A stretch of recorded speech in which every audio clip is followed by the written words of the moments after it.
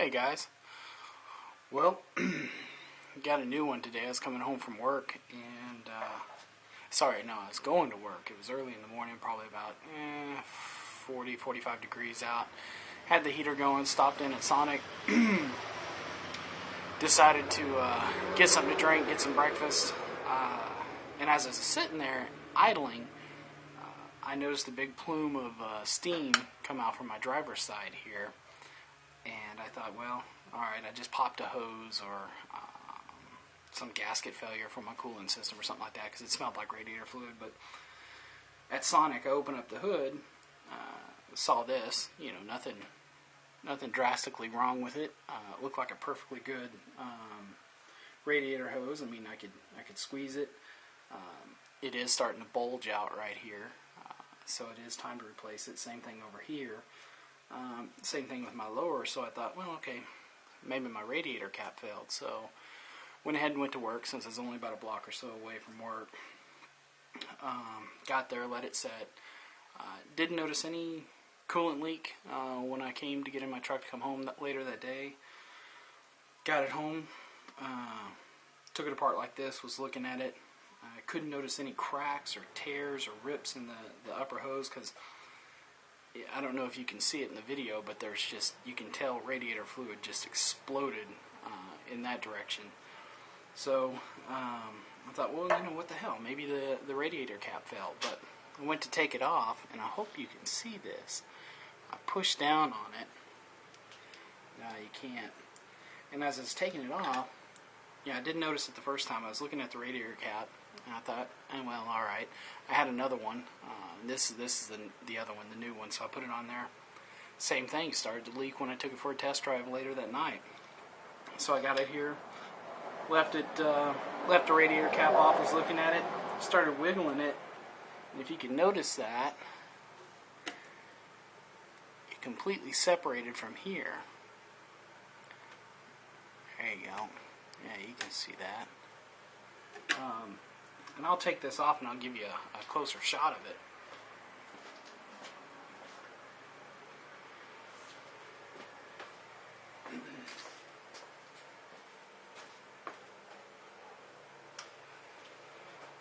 What I did before I take this off is I took my upper shroud off, just so, because I'm going to be replacing this hose and the bottom hose right over here, and of course the thermostat in there.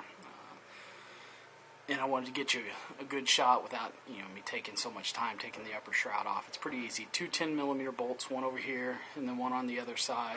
You unplug the expansion tank valve, or expansion tank hose that goes from here to your expansion tank.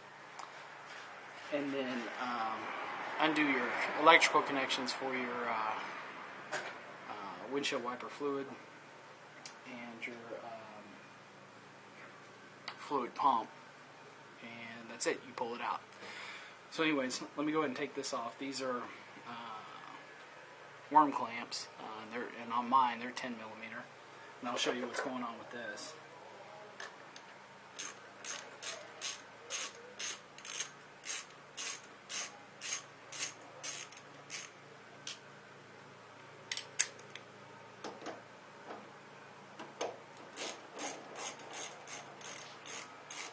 And luckily I don't have to drain my radiator, because enough fluid came out that I don't have to worry about draining it. But typically if you have a full system and you're going to replace this, you're going to want to drain the radiator. And there's a drain cock on the driver's side down here. Alright, let's take this bad boy out.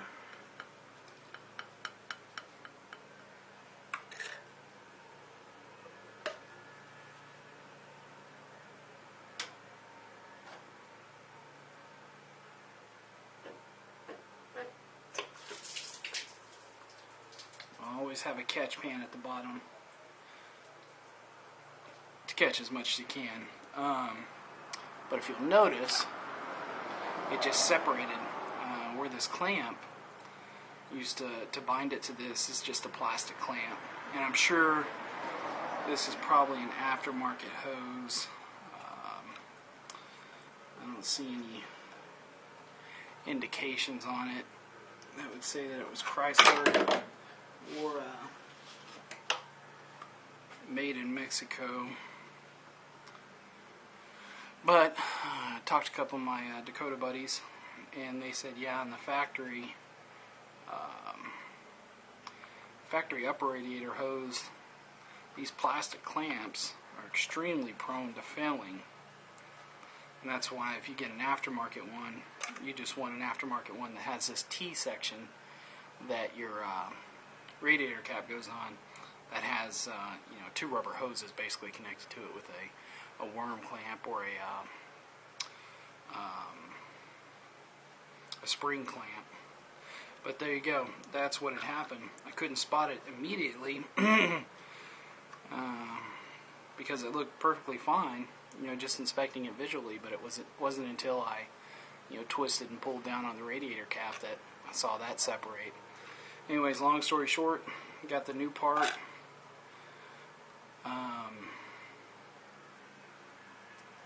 I don't know if I'm going to reuse this spring or not. I'm going to think about that for a minute, but let me show you the new part.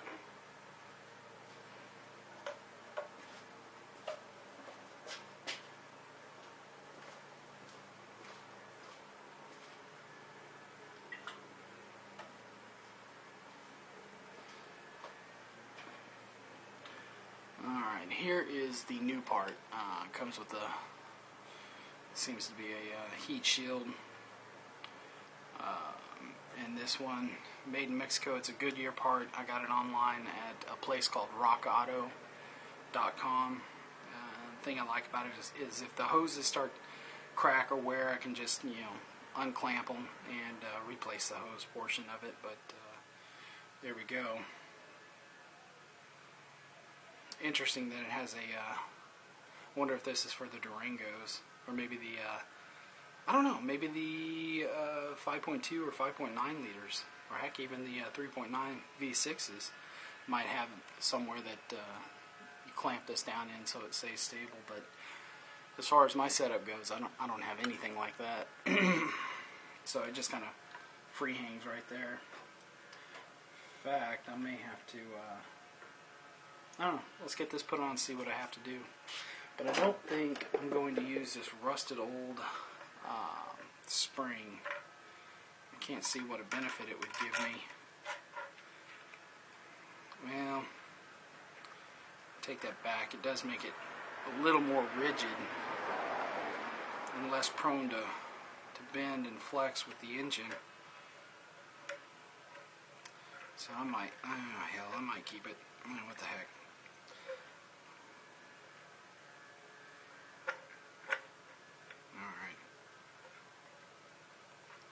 Okay, well, let's get this put on. Pretty easy. I mean, all you do is just take the old one off, slip the new one on.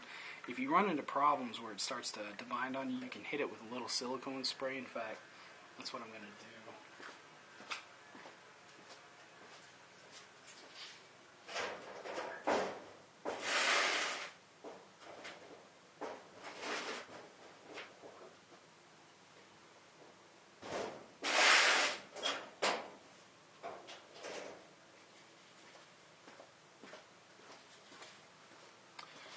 I'm just going to spray this portion down right here, a little bit of silicone spray where this end connects,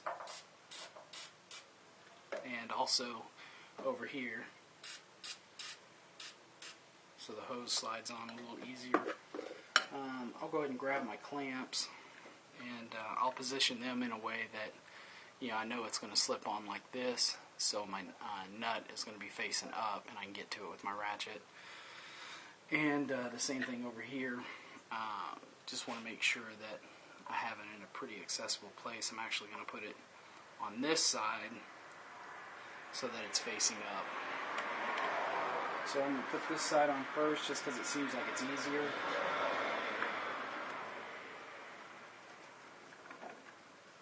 There we go. Now I'll slide this on.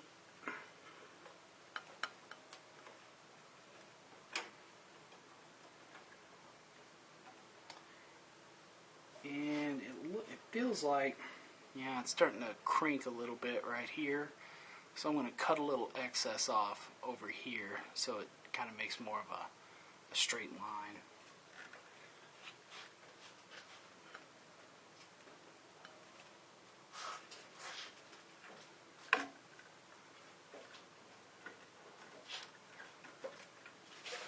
because it was really starting to deform the tube like that, because I think it's just a little too long. So I'm going to take about 1/2 inch off. I'll just use my razor knife.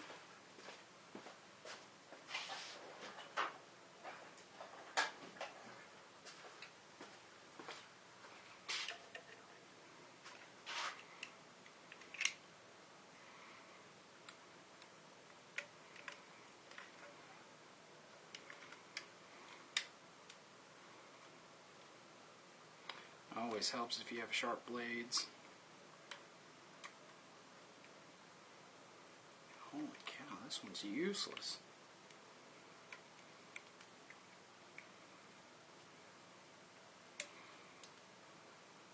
Yeah, this one.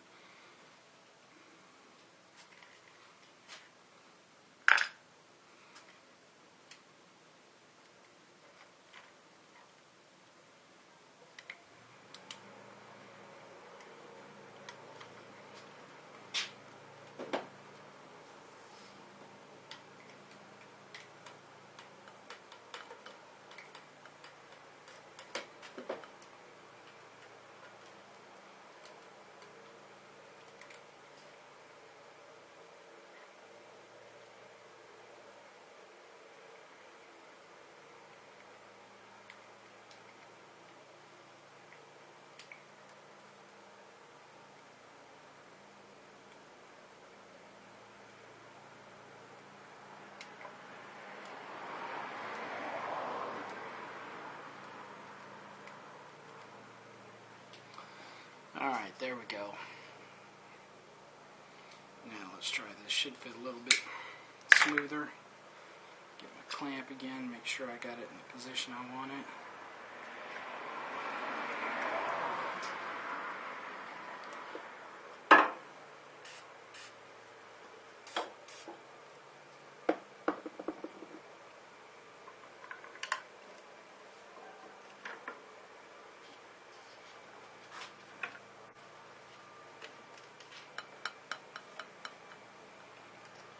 Nah, it's still got a little bit of a bind on it, and I don't like it. So I'm going to take a little bit on this side.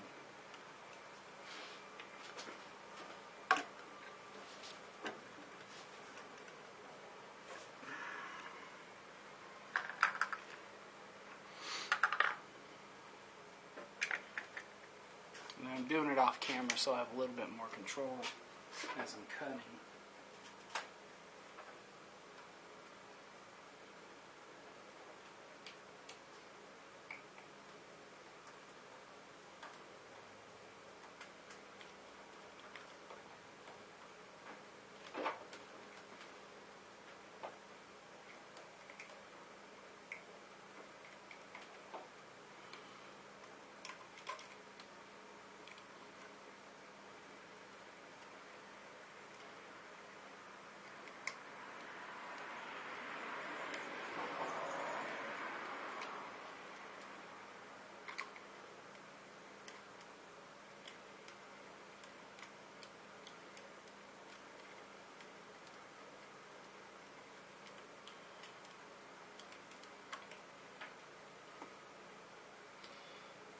There we go.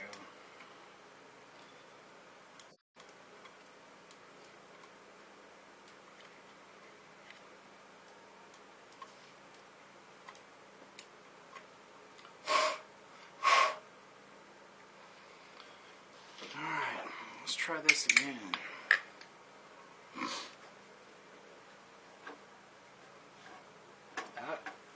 See, get too excited, you don't put your clamps on. Those have to go on first.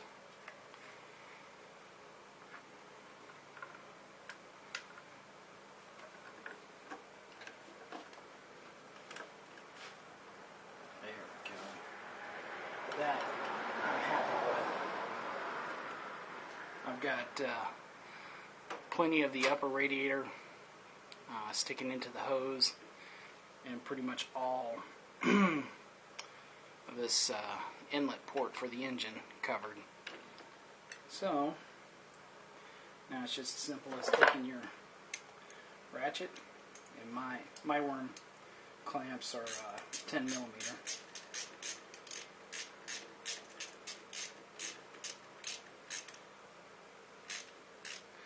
And I am positioning it in such a way that I can get to the clamp fairly easily if I need to.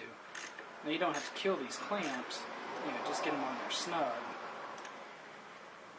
You shouldn't have any movement. What I'll do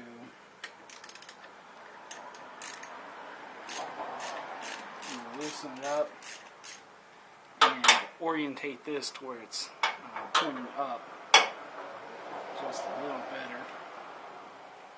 There we go. Okay.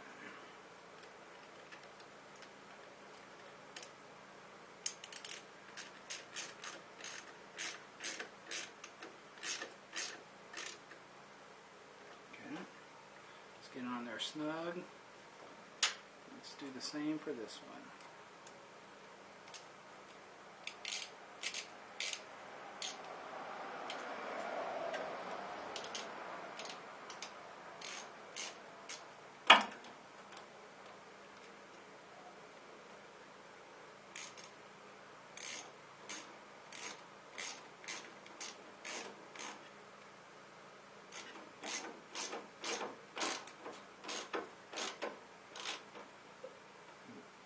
Again, you don't have to kill it, just get it snug.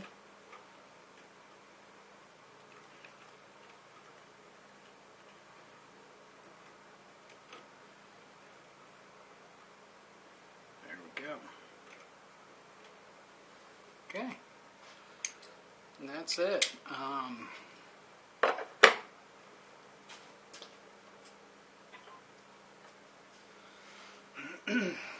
That is it for the upper radiator hose. From there, you just simply refill your system, put your radiator cap back on, and if you're like me, make sure it's on there snug. And if you're like me and you took your upper radiator shroud, put that back on, reconnect your expansion valve hose or your overfill tank, expansion tank or overfill tank, and you're good to go. Test drive it, check for leaks, make sure these clamps in your radiator, your cap is not leaking, and shouldn't have any other problems. But if you've got the factory original style, which is, let me see if I can find it, right here, just don't be surprised if it does separate on you. And, I lucked out, mine stayed together for the most part, and didn't bleed all my coolant as I was sitting there at Sonic and driving to work. But if you have this happen to you, then now you know how to replace it. And it was getting about that time. You can tell how that's starting to bulge out. And same thing on this end. Next video, I'll show how to do the lower radiator hose, which is right over here in the thermostat. But if you have any questions or comments or anything I could have done differently or better, definitely leave them in the comment section. I always love to hear your opinions. But thanks for watching. I hope this helps.